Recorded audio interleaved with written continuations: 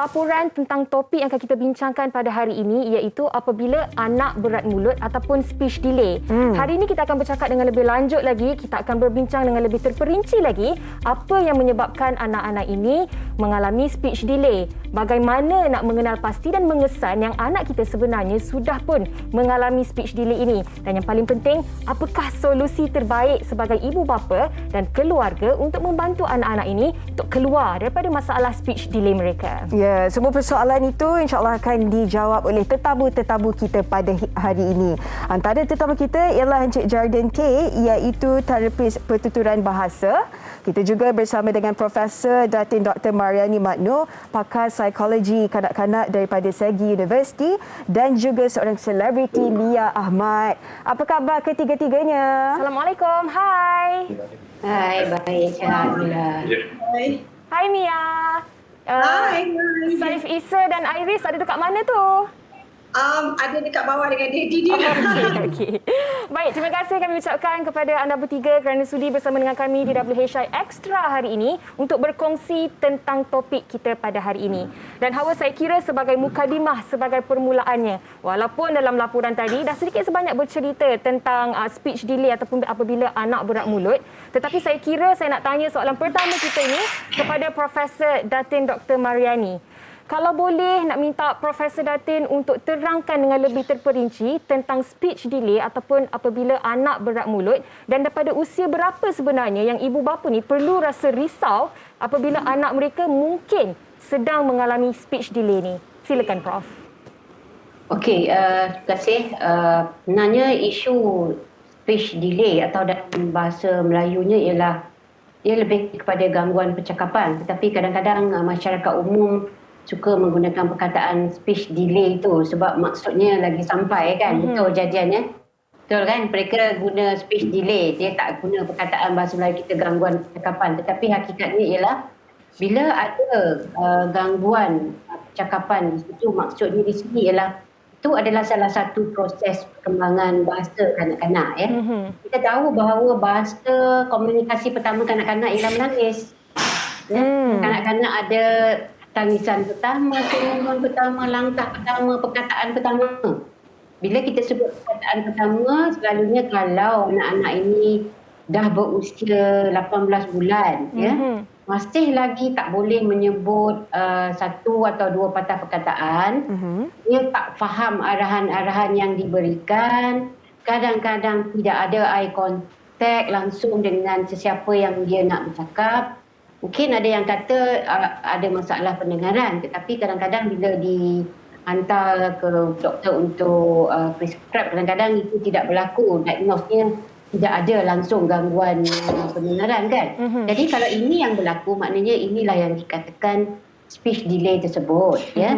Dan kalau kata lambat bercakap, selalunya kalau lambat bercakap ni bahasa biasa. Speech delay ini lebih merujuk kepada terminologi mereka dalam bidang percakapan seperti Mr. Jarden kita kan, speech therapy. So ini bahasa, ada yang kata berat mulut. Orang Melayu kita kata Mia pula ya, ada yang kata oh dia ni berat mulut. Kadang-kadang berat mulut ini persepsi masing-masing lain ya. Tapi apa pun berat mulut ke, lambat bercakap ke, speech delay ke, yang penting kita tahu anak-anak ini lambat bercakap. Jadi kalau 18 bulan tu sepatutnya dah 50 patah perkataan. Kalau 2 tahun itu dah boleh susun ayat dua ayat melibatkan 2 perkataan. Nak makan, nak minum, mama nak minum, mama nak main, papa nak aiskrim. Jadi kalau ini tidak berlaku, kita cakap pun dia tak faham. Itu yang kita katakan anak ini telah melalui proses lambat bercakap dan speech delay. Tetapi jangan risau.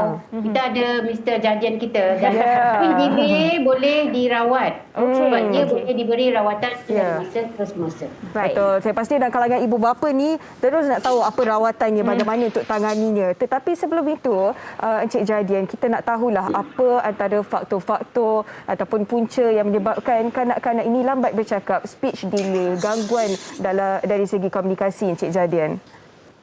Okay, sebenarnya kalau kita nak cerita mengenai faktor yang mungkin menyebabkan kanak-kanak ni lambat bercakap, dia boleh berpunca daripada faktor genetik ataupun dia pun boleh berpunca daripada faktor persekitaran. Okey. Jadi faktor genetik dari segi kalau kita tengok balik kepada sejarah dalam keluarga, ya, kalau dalam sesebuah keluarga tersebut ada mana-mana saudara mara yang terdekat kepada anak-anak ini yang mengalami speech delay, apa yang kita nampak probability of kebarangkalian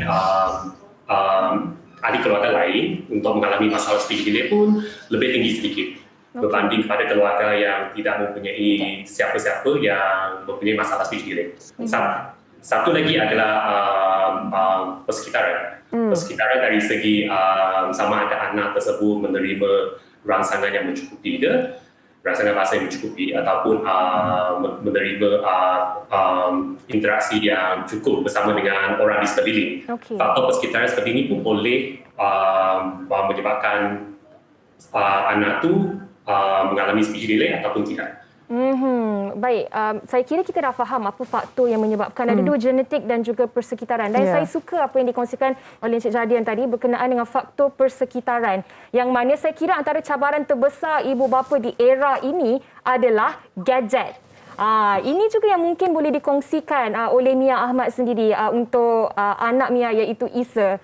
Mia sering kali berkongsi di media sosial, utamanya di Instagram, tentang keadaan anak Mia, Isa, yang mengalami speech delay. Tetapi untuk Mia secara peribadi, waktu Isa umur berapa mula Mia ketahui tentang masalah yang dialami oleh Isa, dan apa sebenarnya yang menyebabkan Isa mengalami speech delay ni, kalau Mia boleh kongsikan? Okey, bismillahirrahmanirrahim. Okey, apa yang saya boleh kongsikan pada ketika umur anak saya Isa 1 tahun 7 bulan macam tu. Dia belum ada apa-apa perkataan, dia kurang eye contact dan beberapa dia punya ciri-ciri yang menunjukkan dia ni development dia tu tak sebaya macam budak-budak umur sebaya dia lah pada ketika itu. Dan bila saya as a mother yang detect benda tu, saya mula sharing dengan ibu-ibu yang lain tetapi pada ketika itu ibu-ibu yang lain yang ada anak sebagainya ni,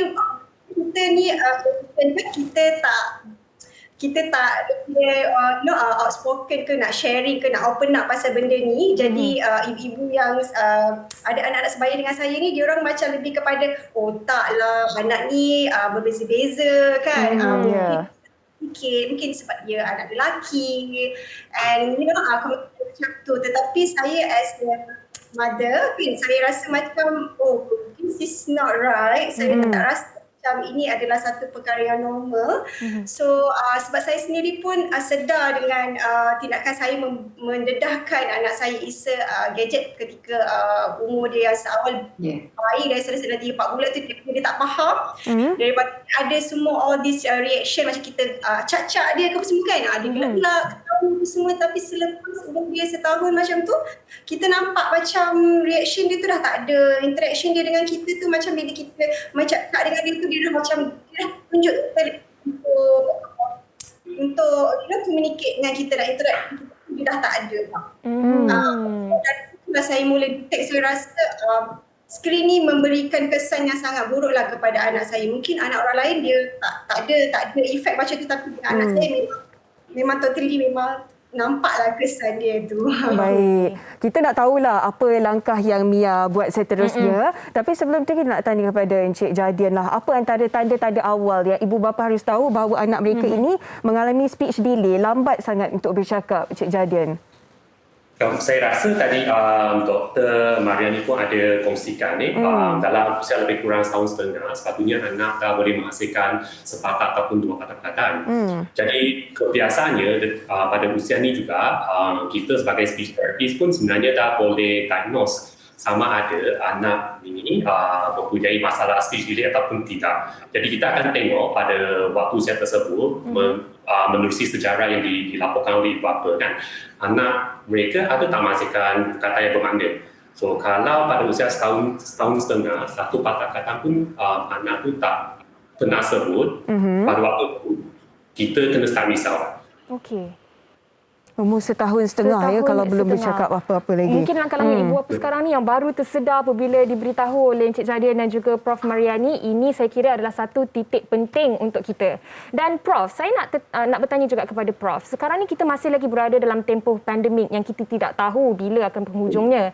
Adakah Prof merasakan bahawa pandemik ini juga menyumbangkan kepada anak-anak ini mengalami speech delay yang lebih parah lagi kalau nak dibandingkan dengan zaman pre-COVID dahulu? Okey, kalau kita nak lihat ya, kita tahu bahawa dalam keadaan pandemik COVID ini sekarang ini, kalau anak itu di rumah, mereka akan bersama dengan kakak atau abang yang juga berada di rumah. Dalam masa yang sama, ibu dan bapa kalau bekerja di rumah BDR, maksudnya ada ramai ahli-ahli keluarga dalam rumah. Dan di sini rangsangan persekitaran yang disebut oleh Jardian tadi itu memang telah wujud. Jadi maksudnya di sini ialah pandemik COVID ini, kita tidak boleh jadikan dia sebagai punca yang menyebabkan anak ini lambat bercakap. Malah sepatutnya keberadaan keluarga bersama dalam rumah semasa pandemik COVID ini adalah satu platform, satu ruang peluang yang boleh digunakan oleh papa, mama, kakak, abang untuk bercakap dengan anak-anak. Kerana anak-anak ini perlu berkomunikasi.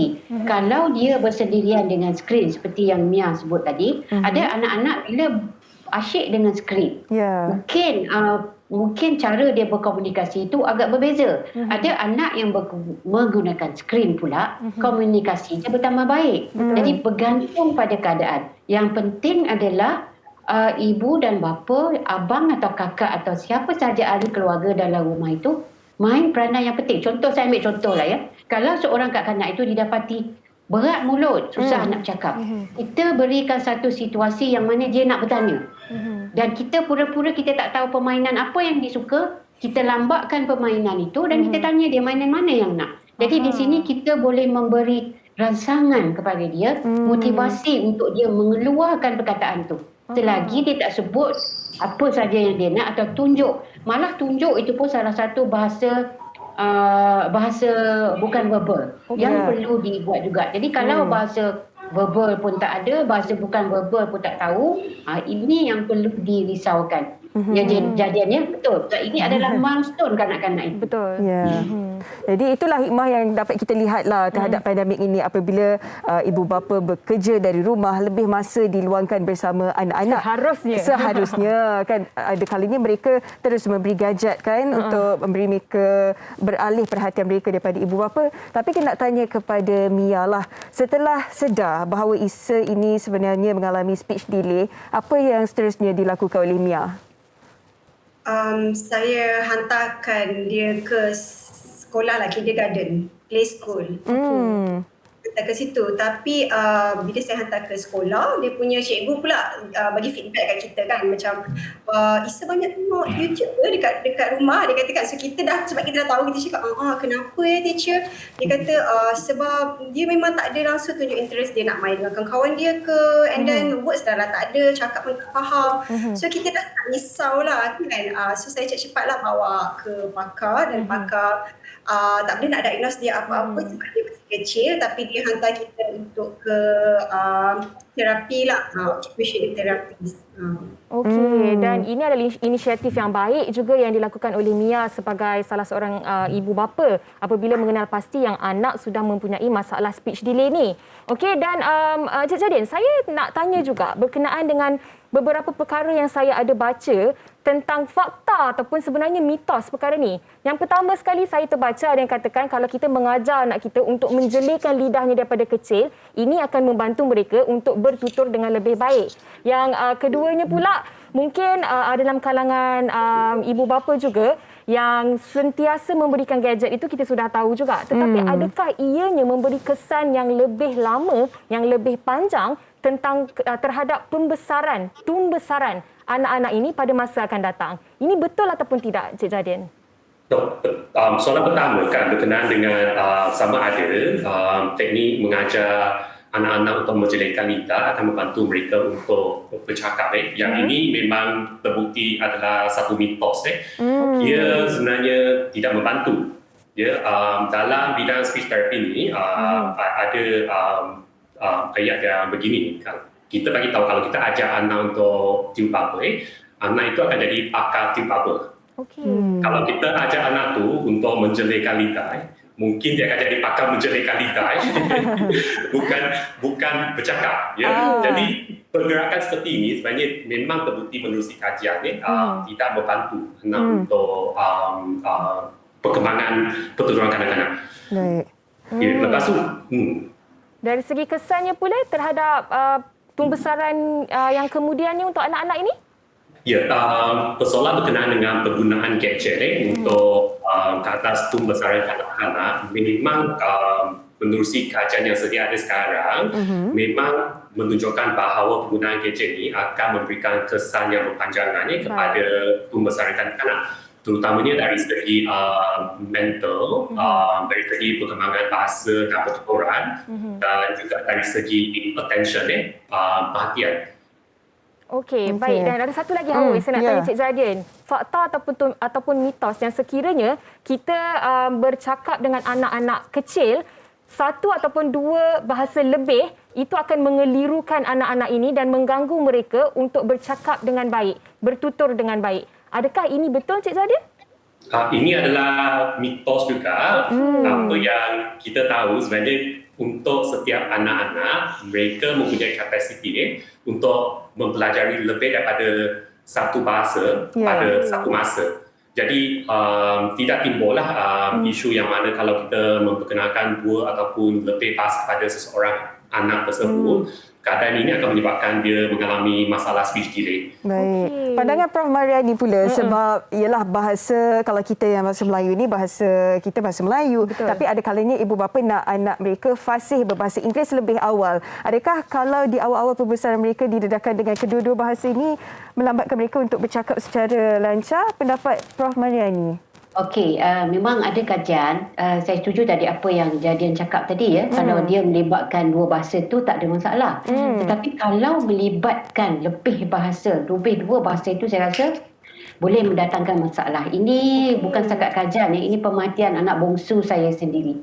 Sehingga hanya usia 4 tahun baru dia boleh mengeluarkan beberapa patah perkataan. Kenapa? Kerana waktu dia kecil, saya masih lagi dalam pengajian PhD saya dan biasalah Mia kan, bila kita ibu ni sibuk-sibuk kan, kita bagi anak kita tengok. Dulu-dulu tak ada YouTube dulu-dulu tak ada gadget jajan, jadi kita biarkan dia tengok TV.